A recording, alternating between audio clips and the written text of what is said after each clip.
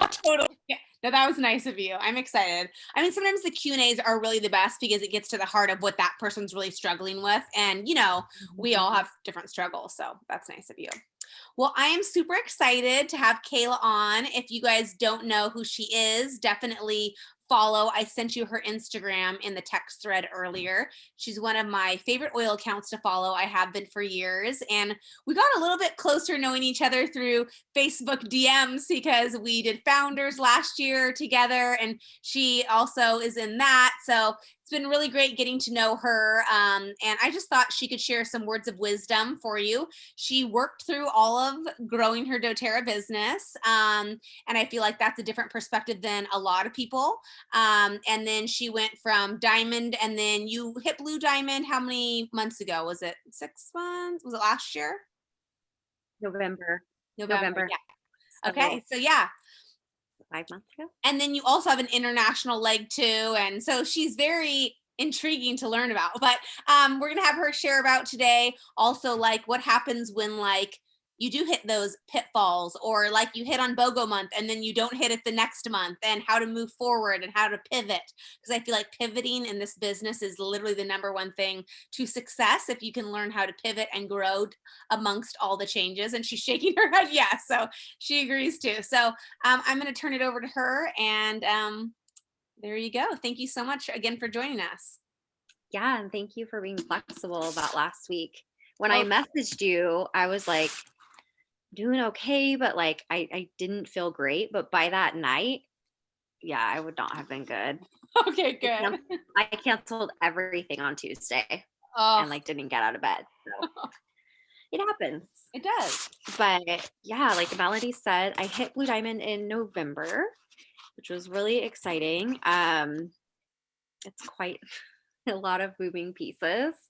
And one of the biggest things like in this business and that I really like talking about, and I also wish that it was talked about more at places like leadership and things like that, is that building this business is not like a perfect road. And it has its pitfalls, it has its hills, it has its peaks, its valleys, its highs and lows. And there's struggles, and there's a ton of beauty in the struggle, and I think that is when like the most growth happens.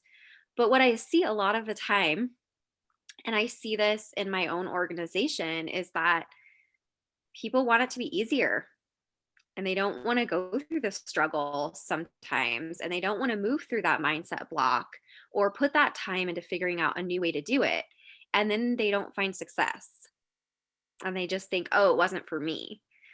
I fully believe that anybody can do this business, like anybody. 100% believe that. And I don't think that there's just one cookie cutter way to do this business. I think there's a ton of different ways.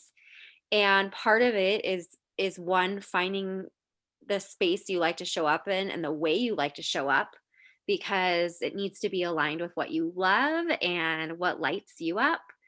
And then two, being willing to move through challenges when they come.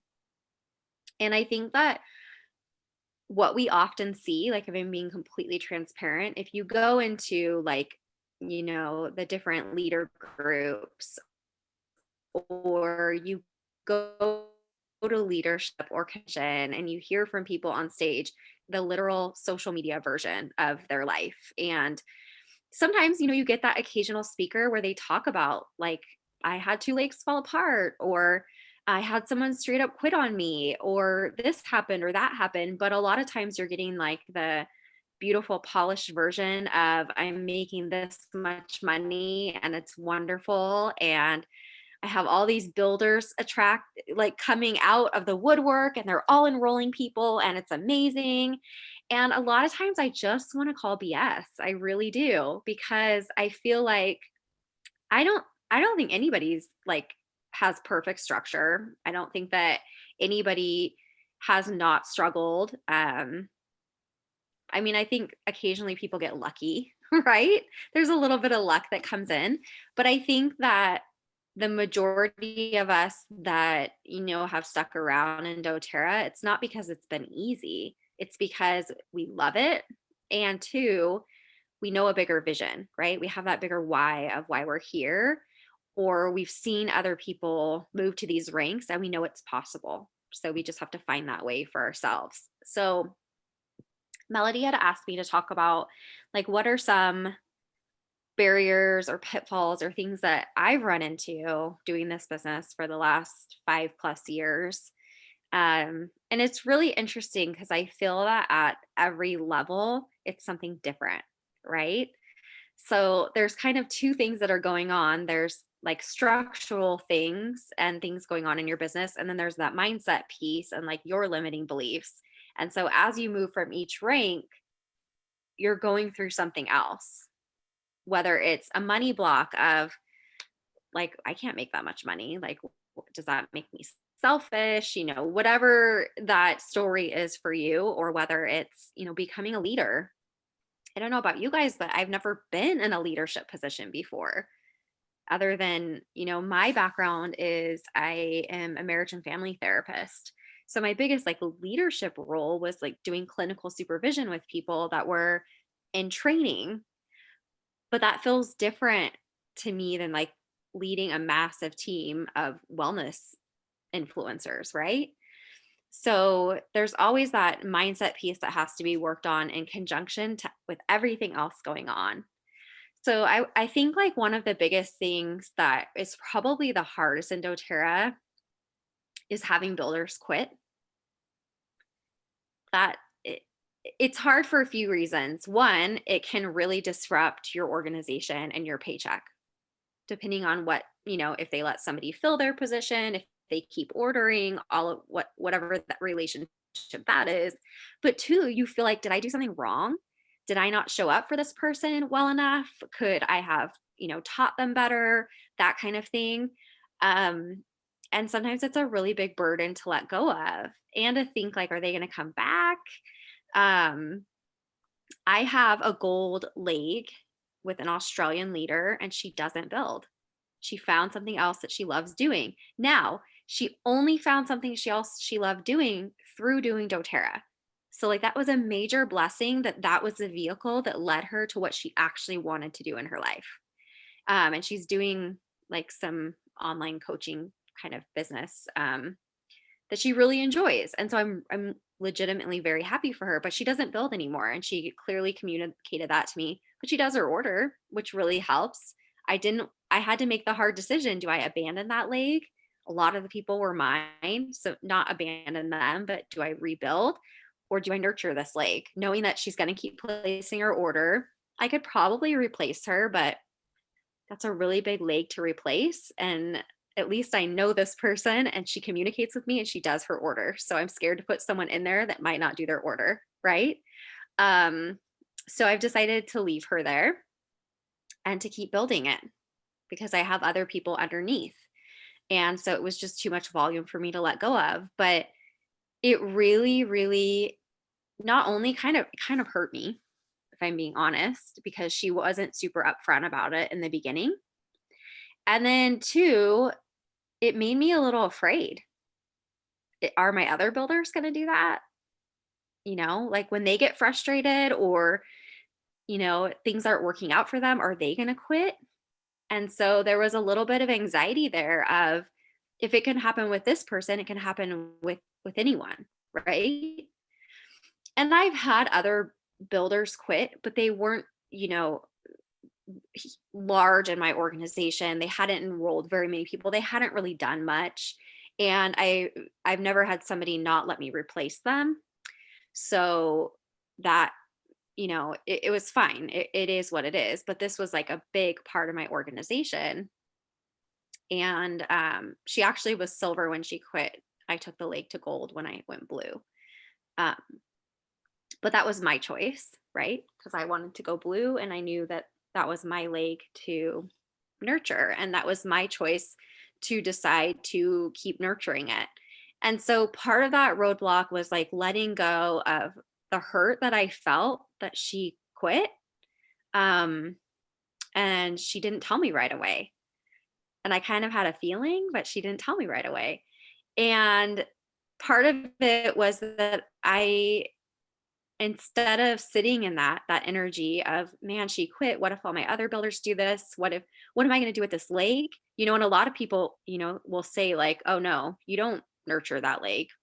You start building another one. Um, but that didn't feel right to me because there was so much still alive there, right? So I had to make the choice, like, what did I want to do with that leg? For one, did I want to continue to keep building with it? Did I want to move on and obviously still support everyone under there and decide and kind of move on? Because the longer that I sat in that anxious, fearful spot of, are all of my leaders going to quit? The more my business really suffered because I wasn't showing up for other people the same way, right? Whenever they would reach out and they were frustrated about something, my first response was, oh my gosh, they're going to quit, and then I would respond differently to them. And so a lot of that work was me and deciding that I wanted to keep going. If I had found a leader once, I could find a leader again. And that's kind of the way that I think about it. I have found builders before, I can find them again. So if somebody quits, I know that one, if I have a really good relationship with my builders, I can always maybe replace them. And two, I can find more. There's never not builders out there. There's always builders, you know? And so that was kind of like my process through getting through that. Um, on a similar note, when I was going for blue, my fifth leg, because you have to have 5 golds to hit blue, my fifth leg, who granted was my newest leg, right? She was my highest enroller, all of this. She went through a separation with her husband. And she came to me and said, I have to take a break. Like, I can't manage everything right now. I will be back for sure. But we had talked about you going blue in November and I was going to work towards gold. And she was on the same page. And she said, I won't be able to do that. And it was kind of heartbreaking because I knew she would come back. Like, and she was still nurturing the people she had already enrolled. She just wasn't growing. And so it was my choice to decide, did I still want to go for blue and know that I would have to pick up that slack or not? And I really believe that this is my business. And they have their own businesses too. And I never tell them what they have to do or expect something of them that I won't do. And so it was my goal to go gold in November. She wasn't there yet, and that was okay. And I decided to pick up that slack and really push that leg a little bit with the people that were showing up underneath it. Now she's back and she's amazing, right? But it wasn't the time and for her to do that. So that could have been a really big stopping point for me where I could have just said, you know what, it's too hard. I can't do it. It's not the right timing. This just tells me it's not the right timing. But it was something that I had structured, I had built out, I had my eyes on, and I just thought, I have to try and just see what happens. Like, I have to go for it. But that was my choice. And so that could have been a really big barrier, but I chose not to let it be. So I think that's the thing too, is that sometimes we have the choice to look at these experiences and think this is the worst thing that could happen, or we can tell ourselves a different story, right? Um, that's just not the way it was meant to happen. That's okay. I'm going to try something else. Um, I mean, these are kind of the bigger struggles I've had as I've kind of grown in doTERRA. In the beginning, I mean, I think we've all had these kinds of things where you have to get over feeling like you're selling, right? Most of us are not salespeople. So it's, kind of like moving through, like, asking for the sale is scary. And I had to talk myself through that. So it was kind of the thing of like, if I'm telling them how amazing this is and I don't tell them how to get it, eventually they're going to figure out how to get it. They're going to go ask somebody, right? It may not be that month, but it might be 3 months from now when they remember, oh, I went to that class and I remember she said lavender was really good for sleep and I'm desperate. I'm going to find somebody that sells that lavender.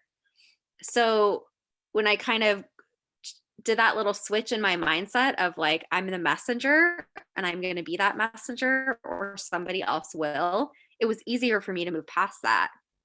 Same thing with talking about the business, right? This is still like a hard thing for me sometimes because I know how much work I've put into my business. And sometimes I get worried that other people won't want to put that work in, right? Um, but then I have to remember that like we all operate differently. And some people put in less work, some people put in more work, and we all get different results. Like it's just, that's just the way that the world works. That's just the way that we all work. So that's kind of like those are the smaller things that I think are common roadblocks that we move through. Um, I think another thing like is just feeling, and I kind of come and go from this one, but just like I should be moving faster, right? Like all these people want to build, they should be building, and my business should be exploding, and it's not. Or it's kind of just maintaining, which is great, but I want it to move faster. And sometimes it's really easy to put that on other people. Like they're not doing anything.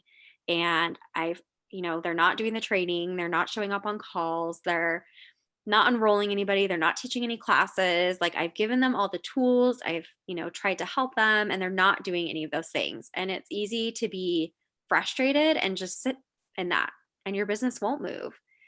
Instead of, what? Where is the energy flowing? What can I do to attract different leaders? What can I do to talk to different people that might do those things? Because spending time chasing people down or, feeling like you're not hassling people, but kind of pushing them, right? Doesn't feel good. You want to move towards people that are moving towards you. You've probably heard that a few times. And it's true because when people used to say they wanted to build, I just keep checking in with them, checking in with them. And it got so defeating because they weren't doing anything. Some people were, don't get me wrong. Obviously, people have, I have builders that are amazing, but I'm, talking more about the harder parts that we go through in this business. And I've really had to decide, you know what, I'm going to find the right people and I'm going to keep showing up until they show up. And sometimes just that simple shift and showing up in that energy, other people start to do stuff, right? Because they feel a different tone from you, and they see you and they see, kind of what you're doing and think, I can do that, or maybe I should get back into that, or, those kinds of just those simple shifts can make a really big difference. And I think you can see that a lot of this isn't necessarily me always trying to do something differently. It's more of changing my mindset or my story that I'm telling myself around what happened or that event or that kind of thing. Um, I went blue in November, and my goal was to go blue at the next BOGO because when you hit ranks initially, especially bigger ranks, often that's when you hit them, and until you solidify them, you kind of hit them during those bigger months. So I thought, okay, like I can hit in February or March whenever we have the BOGO. And then my volume was way lower this month before BOGO started than it like has ever been. Um, just That's just what happens this time of year sometimes. And I could have been angry, you know, and I could have pushed. I really could have pushed it and hit it, but I didn't want to burn out my customers or my builders, and it just didn't feel right. It felt like too much of a push, and sometimes you kind of know that. Um, but I also knew that like this was going, you know, all of the new people that came into the organization and things like that were going to help for, a month, 2 months, 3 months from now. So I could have chosen to be mad that I didn't, get back to my rank like I thought in my head that I would. But it was more that it just felt right not to push it. And sometimes you just know. And you can build yourself up so that it's easier next time. if that makes sense. And I don't know if that's kind of the trend that you guys have seen this month, but I was so thankful for BOGOs because something weird was happening.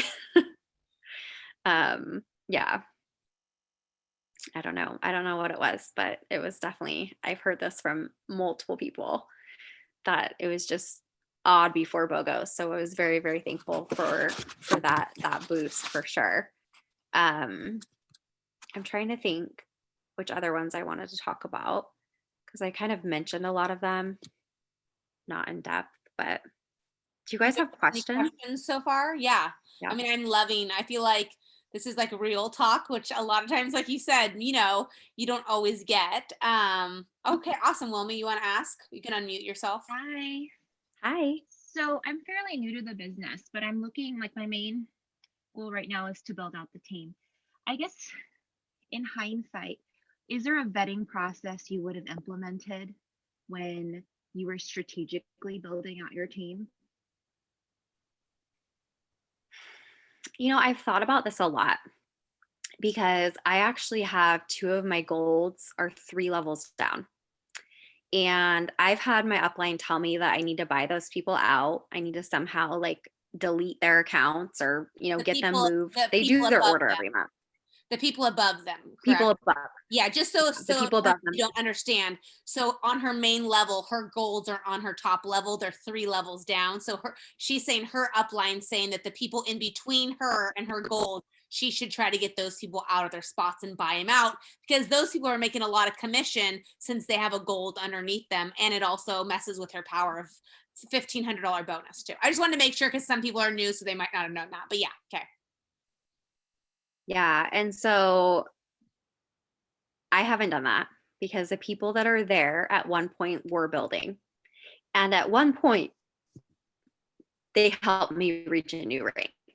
Those are the people that helped me reach Premier and actually helped me reach Silver. And at that time in my process, they were building and they were helping me and I was helping them. And so, over time, they just kind of fizzled out. I had no way of knowing that. Like honestly, I don't know that there could have been any question to like know that they weren't going to stick with it long term because they were trying, they were sharing, they were, enrolling here and there, that kind of thing. So I think it's really hard to have an immediate like question or process to vet people. I really do. Because the thing with this business and the thing that I love is that you are not married to it. If you try it and it doesn't work for you, you're not forced to stay in it. And you don't want those people anyways that feel like they are because that is not fun to work with at all.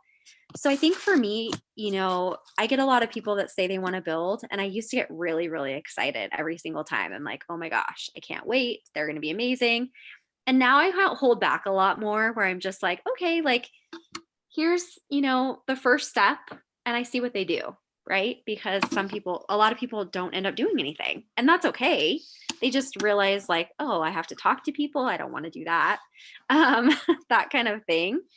So I think it's really hard to have like a vetting process that is 100% foolproof, honestly.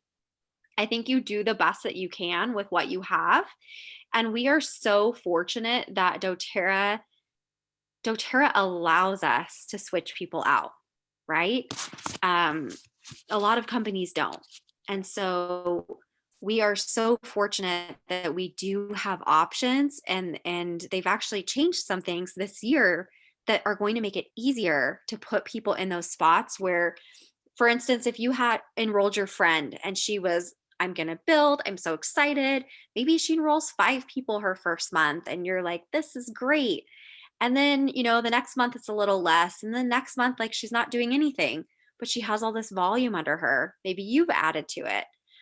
And she says, I'm not into this anymore, or I found this thing and I want to go do this. It happens all the time. You actually have the option to enroll somebody and put them in that spot, right? I have a executive elite spot on my team that we have switched out 3 times. not ideal, but it was fine. And it actually wasn't that bad.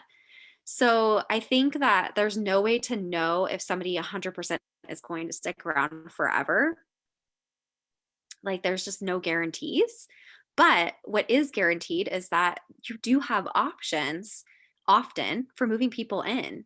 And so it doesn't mean that it's the end of the world if someone stops, because doTERRA gives us some options to allow someone else to come in. So I work with who says yes and who shows up and who's showing me that they're doing the things. And hopefully they catch the lifelong vision that I have and they want more and they keep showing up. And if not, that's okay too. You'll find the people that do. My structure's, I mean, it's actually pretty tight for considering I have two that are a couple levels down. But there's definitely places where I think like I still haven't found the right person for this spot, right? And it's going to be like ever evolving before it's perfect, and that's okay. Can you go over like when you first started, at what rank did you get your first true builder? And then like, how many Mm. of your beginner builders are still with you today? And your qualifiers, have they changed up? Like, do you have different people? All those. I think it's very interesting. Sometimes people have mind blocks when it's like their first builders that they originally got started with quit or whatever, and then they feel Mhm. like I can't do this now, when truly like as you up level yourself, I found you Mhm. start to attract the people that are better at doing the business with you, right? And I so, agree. you'll the longer you go in this business, most likely you'll get better and better builders because you're being a better and better builder yourself and showing up in the business way better, and you've gone through a lot of the mindset things. So, it's not necessarily like devastating that you're not going to have your original people with you always, but I love hearing other people's stories. So if you don't mind sharing yours about, when you got your first builder and then how that has gone, to now. Yeah, and I don't think, I mean, I've talked to a lot of people, and it's rare that for a diamond or blue diamond where you have four or five like main builders, that those are original people, like that they started with. I mean, that is truly, truly rare. Even I know presidentials that are very, very successful, and maybe like two, not even half are originals. So that happens a lot. I would say that my first builder came, I was probably close to elite when my first builder came. She's no longer building. I actually met her on Facebook, like on like a local mommies group. She had asked about an oil. I had commented. We had met and we just really got along. Um, and so she wanted to sell them. And what's really amazing about this story in particular is that she's an amazing woman, for one, but she has a daughter that has some special needs, and they also take in children that have special needs. This is just an aside, but I feel like this is really important. um, so she doesn't build anymore. She did for a while. She doesn't anymore. She has a gold under her. And this family doesn't make a lot of money. When I met her, they had one car, and her husband worked out of town. So she never had a car and had to try to figure out how to build. And it was a major barrier. It really, really was. But she did her best. What's amazing about this whole thing and about the doTERRA opportunity is while she doesn't build anymore, she makes money from this and it blesses her family. And this is why I would never ever think, like, I don't care. I don't care if it ruins my bonus because I was able to add more legs to get the bonus. Like, I am so happy that it brings income to her family that they wouldn't have because they've always struggled financially, but they've always like had huge hearts where they're giving back. So that to me, like that's an amazing thing about doTERRA is like she may not build anymore, but like she's getting a check for life. And I realize she's not doing anything. And I could sit there and say, like, oh, this person's squatting, it's ruining my bonus, it's ruining my business. Because I've seen people say things like that. And in my mind, I'm like, what a blessing. What a blessing that it is helping her family. Because you know what? She helped me get to Premiere. And at the time, I just wanted to be Premiere. I was so excited. So she was part of my journey, and she was an important part of my journey, even if she's really not part of it now. And so that's how I like to look at those situations, because doTERRA can become really frustrating when you feel like you have people on your team making money when they're not doing anything, right? That can be some pretty negative energy right there. But yeah, I was probably elite when I got my first builder. And I've had builders here and there that they're not even on my tree anymore. Like that's like how they're not even ordering anymore. They just fizzled out. Um, and then I had a builder that was gifted to me that is the other leg that doesn't really build. Actually, she will enroll someone like once a year. So she still kind of shares. But she's a friend of a friend, but I know her too. And so she was put in my downline. And at the time, it was like it's somebody to build under because I needed another leg. And she did enroll a handful of people, um, a couple of which still order regularly. So those two, they don't build anymore. The only builder that's still around was one of my Canadian builders on my front line that I went silver with. So she's still, so it wasn't until silver that I had my original, like my qualifiers starting to bloom, I guess you would say. So the first two legs, and they both have two levels. One, yeah, that's going to get complicated, but they don't build. And so I happened to enroll a couple of other people that didn't build right away. So I didn't know they were going to build, or I would have put them on my front line because remember, I already had those two legs. So it would have been a third leg. But at the time when somebody upgraded, you couldn't move them. Like I couldn't move them. So they ended up building lower. And to be honest, one of them, she bought a lavender for her first order. I really didn't think she was going to do much. So it just ended up that she started blooming. And that was what I went with for my qualifier, even though she was a few levels down. And the same thing on the other leg. I had no idea that she was going to start building. Now, my Canadian builder that I went silver with, I knew she was going to be building. We had talked for many, many months before she even enrolled. And so I put her on my front line. So yeah. And even my fifth leg, which is my gold leg, for Blue Diamond, she's one level down because I enrolled somebody that, and then we get along great. And she said all the right things. I mean, I just thought she was going to be on fire. I really did. I really did. And so I put her on my front line because I needed a fifth leg. And she did enroll people, but then she got pregnant and kind of disappeared for a little while. And then now she kind of checks in here and there. And I know she shares with people because she asks questions, but she hasn't enrolled anybody in a long time. But I ended up, my qualifier is right underneath her. So. And you have enrollment of her because you kept enrollment, but you put her under a leg so that it helps. You boosted up a leg. Is that what you did? I put her under there because I wasn't sure. I wasn't sure what she was going to do. And I thought if the girl on top comes back and starts building, this will help me, get her to silver and then gold. And then once I saw what this fifth builder was doing, and she's really amazing, I didn't give her up. I just kept her and I said, you know what, she'll be my fifth leg. And I filled in holes for my power of 3. Yeah. Because that's what you do. Yeah. So my structure is kind of a mess.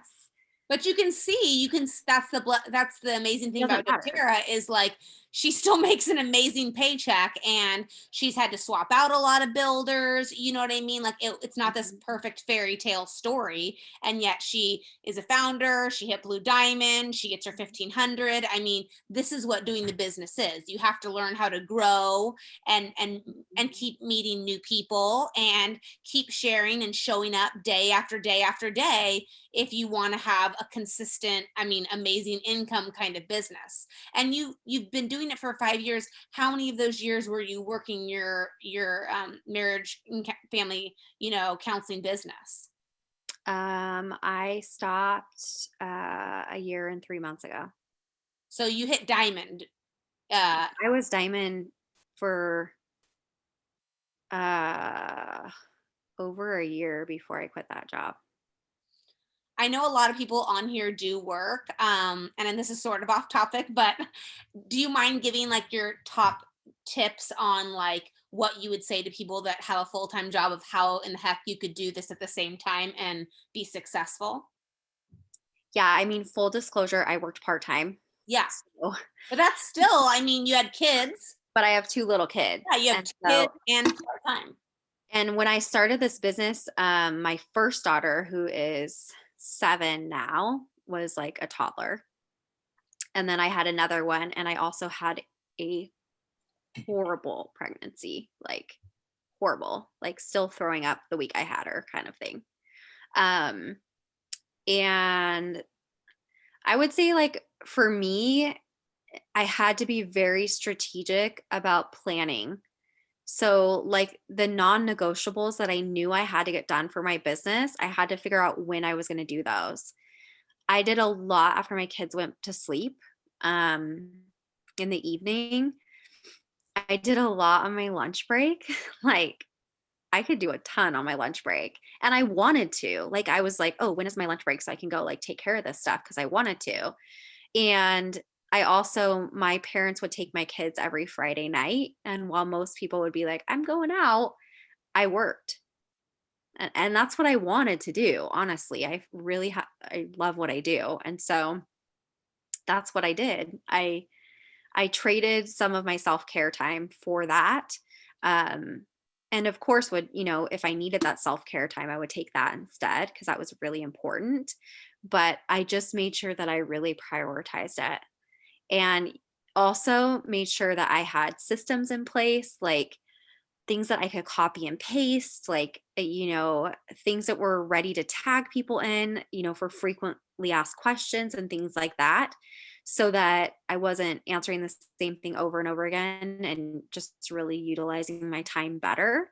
Um, and really focusing on the things that were really important, because sometimes it's easy to get sucked into the things that are not. Like, let me watch every single training that's out there or go scout social media for 4 hours. Like, you have to think about, like, is this moving my business forward right now? And if it's not, then I need to switch to something that is. I love that. Because I think that you can do this business in a small amount of time if you are really focused and like really structured. Like, here's where I schedule in my classes. Here's where I'm going to do my inviting. Here's where I'm going to do my reminding.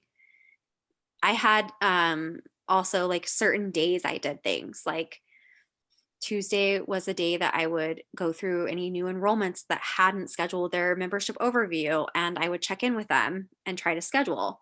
That way, it wasn't like every day I was thinking about that. It was like, no, I do that on Tuesday. On Thursday, I check in with any warm leads that I've had that maybe I've shown them the enrollment kits or I've sampled them and I need to ask them if they want to come to a class or if they're ready to purchase. Do they have any questions? Because what happens is if you're trying to do all of the things every day, you're not kind of in the zone and it feels overwhelming.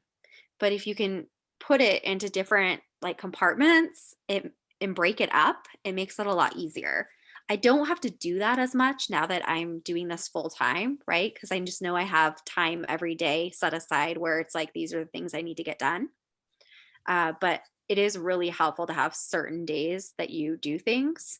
And then you're less likely to forget too. I love that. Any last questions? That was a great one from Wilma Rose. Anybody else have any questions for Kayla? This has been great. I Super. have one quick one. Yeah. This is Courtney. I'm just curious about the international legs that you got. Do you have any tips for how you got the international legs? I do a lot on social media, so I met them all online. Yeah, I only have one US leg. One's Australian, but most of the volume under her is US because it's kind of been my leg, but I also have a UK builder under there. And then two are Canada. and one is Germany, and then one is in the States in Illinois. So I don't I don't know a lot of people that live in other countries, but I met them from just showing up online. Um, I would say though, like networking with friends and family and asking, like, who do you know that live, when you ask people, like, if they want to invite to classes, they're thinking of their neighbor. They're thinking of, their friend from their play group and those kinds of things. But if it's an online class, you can be a lot more broader than that. And you could always ask, like, who do you know that lives in another state or in another country? Because they're not thinking that that's somebody they can invite. So you can always open up that avenue for them just by, asking those questions. And I know a lot of people, at least in the higher ranks, do talk about how building international is so much more difficult, but clearly it seems like you've mastered it if you're saying most of your legs are international. I mean, how did I mean, clearly you do a lot of online building, so that's a number one thing, that you are great online. So that is a skill that someone has to work at doing and being good at online. But how are you really building and connecting with builders and doing all that from not probably even meeting them in person almost, you know what I mean? Like, how are you? It's just I, community. I've met my Canadian girls. I haven't met any of my Germany or UK team or my Australia gal, which she doesn't build anymore, but I would still love to meet her because we're friends. But this Zoom, Yeah. WhatsApp, I mean, the internet makes it so easy. Like you feel like you're in somebody's room and you feel like you know them. I mean, I think because I've built primarily online, that's where my resources are. Yeah. So it would almost throw me off if I had someone local, right? Because I'm so used to doing it a different way, like doing a class, through Zoom or Facebook or that kind of thing. I think why people say it's difficult to build internationally is a few reasons. One, if it's not open. So like if you're trying to work with a country that doTERRA doesn't have a warehouse there yet, that's messy. Yeah. I've never actually done that. And two, I've had to spend a lot more time researching because other countries have different starter kits. They have different enrollment fees. They have, and Google is your best friend. I mean, it will tell you, but sometimes you have to dig. It's a lot more accessible on doTERRA's site than it used to be. So a lot of my time was also spent kind of getting to know those countries. Now, like if somebody asks me about a different country, like that takes some investigation for sure, but I have a few of them down. I also really set out with the goal that I wanted to build internationally. So I really, when I would think about what kind of builders I wanted to work with, like even down to country in. And that was just something that was important to me. But it doesn't mean that you're not successful if you don't, right? I mean, Melody, it sounds like most of your people are in the States, right? Yeah, it's crazy, but all my leaders, like some of them have actually moved out recently, like out of the state, but almost all of them are here in California. So like a lot of my builders are here. So yeah, no, I mean, and I love the idea of building internationally, and I have done it a little bit, but I did have, I probably, sadly, it was in the times where it was like, oh, in South Africa where they didn't get it in the country for so long, and it was a hassle and things like that. So I had some not ideal scenarios, but yeah, I would love to in future years do it. But I love the idea how you're saying of like, with online classes, like we need to broaden our horizon to our friends and family and ask them, who do you know that's out of country that would be interested in learning? Because seriously, growing outside of the US is a huge market. And I feel like a lot of us, including myself, really don't put it out there as much. And we do need to more. And your story is such an inspiring one to be like, hey, I built literally like 75% or more of my business is outside of the US, and I do it from my home. Yeah. I mean, to be honest, like when you look at my volume, it's like more like 88% US, honestly. So it's not like a huge massive chunk of my volume is coming from other countries. Because like even my gal that built in Germany, she's from the States. And Oh, so okay. like Interesting. most of like the people she's enrolled this month actually live in the US, which is funny. She's lived in Germany for a long time, but she has connections here. Yeah. Just like somebody might live here but have connections there. So, and same thing with like one of my Canada girls will often enroll people in the US. Um, and yeah, I enroll primarily in the US actually. It just so happens that, I've met that the people that end up building just happen to live in other places. And I think part of that was just my thinking of like, I would love to have somebody in the UK and, in Canada and in another country, um, just because I thought it would also be nice to someday go and visit, although Totally. that's proving to be difficult, but maybe one day.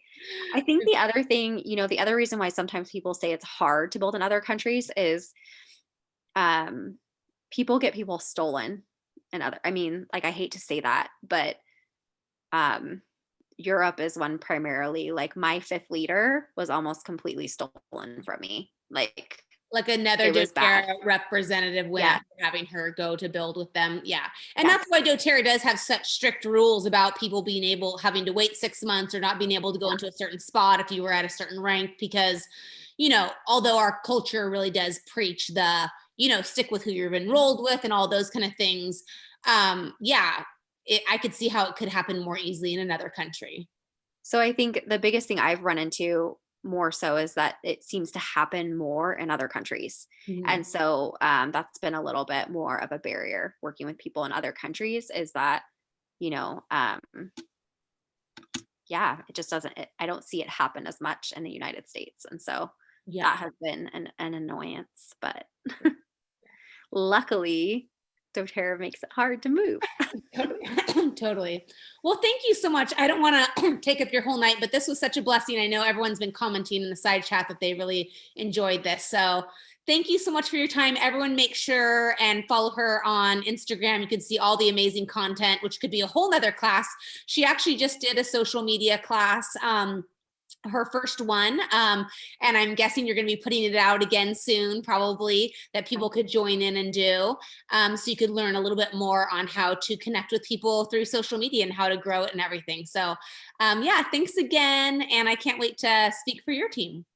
Well, thank you guys so much for having me. And I know that I just like spilled like my doTERRA business is so messy and ugly, but that's what she told me to share. So I shared all the bad moments with you guys, but there's a ton of good ones. Obviously, if I I'm did a blue ask her diamond that. That's so founder, true. there's good ones. There's good ones too.